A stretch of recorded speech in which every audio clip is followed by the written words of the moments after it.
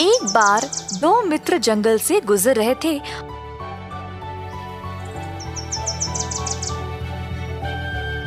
और रास्ते में उनको एक बाघ की खाल मिला। उन्होंने उसको उठाया और सोच रहे थे कि इससे पैसे कैसे कमाएं।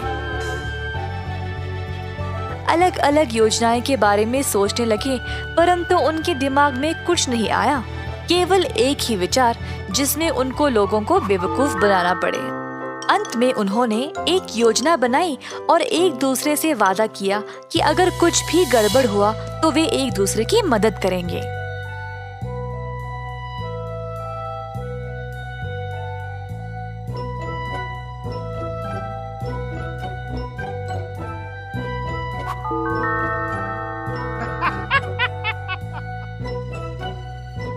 बिल्लू बाघ की खाल पहनकर लोगों का ध्यान खींचेगा और इसी दौरान किशन उन लोगों के घरों से चोरी करेगा।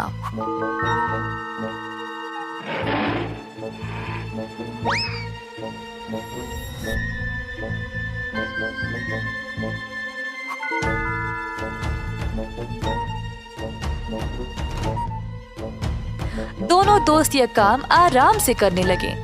बहुत सारे घरों से चोरी की और दोनों को अपने आप पर बहुत गर्व महसूस होने लगा। उनको लगा कि एक दिन वे बहुत अमीर बन जाएंगे। जल्द ये उनकी एक आदत बन गई। अब वे बड़े बड़े चोरी भी करने लगे। परंतु अचानक से एक दिन उनको एक मुसीबत का सामना करना पड़ा। एक दिन सच में एक असली बाघ उस जगह पे घूमने लगा और यह दो दोस्त सोचने लगे कि यह तीसरा आदमी कौन है। बाघ अचानक से उनकी ओर दौड़ने लगा, गरजते हुए। किशन वहां से भाग गया अपने दोस्त को छोड़कर। दूसरी ओर बिल्लू के पास समय नहीं था वहां से भागने के लिए, तो वह जमीन पर पड़ गया और मरे हुए का नाटक करने लगा। किशन ये सब एक पेड़ के ऊपर चढ़कर देख रहा था। असली बाघ आया और बिल्लू को उसके बाघ के खाल के नीचे से सूंघने लगा। पेड़ के ऊपर बैठे किशन को ऐसा लग रहा था जैसे बाघ बिल्लू के कान में कुछ फुसफुसा रहा था। बिल्लू बिना हिले अपने सांसों को रोक के रखा था। बाघ को लगा कि यह केवल एक दूसरा मरा हुआ बाघ है और वहां से चला गया। तुरंत बिल्लू उड़ गया भारी सांसें लेते हुए। किशन पेड़ के नीचे आया और पूछा, वैसे बाघ ने तुम्हारे कान में क्या बोला? किशन बार बार यही सवाल पूछने लगा। मैं तुम्हारा साथी हूँ ना, और तुम्हें मुझको सब कुछ बताना चाहिए।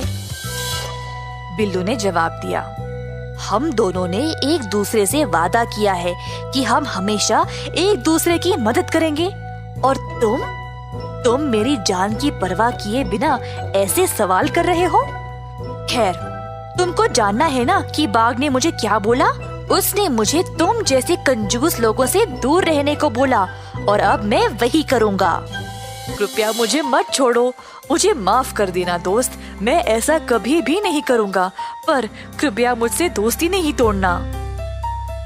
बिल्लू ने किशन से कहा कि ठीक है, वे दोनों अभी भी दोस्त रह सकते हैं, पर बिल्लू को अभी भी बहुत गुस्सा था। उसने किशन से बदला लेने की योजना बना रखी थी। अगले दिन दोनों ने मेयर साहब के घर को लूटने की योजना बनाई। इस बार बिल्लू ने किशन को बोला बाघ की खाल पहनने के लिए। किशन ने माना और फिर दोनों दरवाजे के पास आ पहुँचे। तुम अंदर जाओ, मैं इधर नजर रखूंगा। ठीक है, अगर कोई आएगा तो मुझे तुरंत बताना।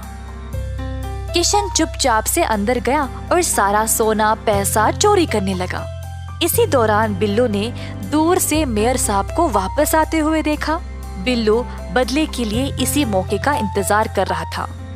वह घर के पीछे गया और अपने जेब से एक घंटी को निकाला। घंटी को वह जोर जोर से एक लकड़ी के साथ मारने लगा, शोर मचाने। जब मेयर साहब ने देखा कि आवाज उनकी घर से आ रही है, तो वह जल्दी घर की ओर दौड़े। दरवाजा खोला तो बाघ को देखकर डर गए। किशन ने भागने की कोशिश की, परंतु जब उसने कूदा तो उसकी बाघ की खाल एक कील में अटक गई और उसका असली रूप सामने आ गया।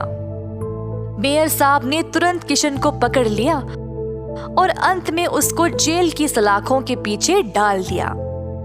इस कहानी से हम ये सीखते हैं कि कभी भी अपने दोस्त से धोखा ना करें और उससे किया गया वादा ना तोड़े।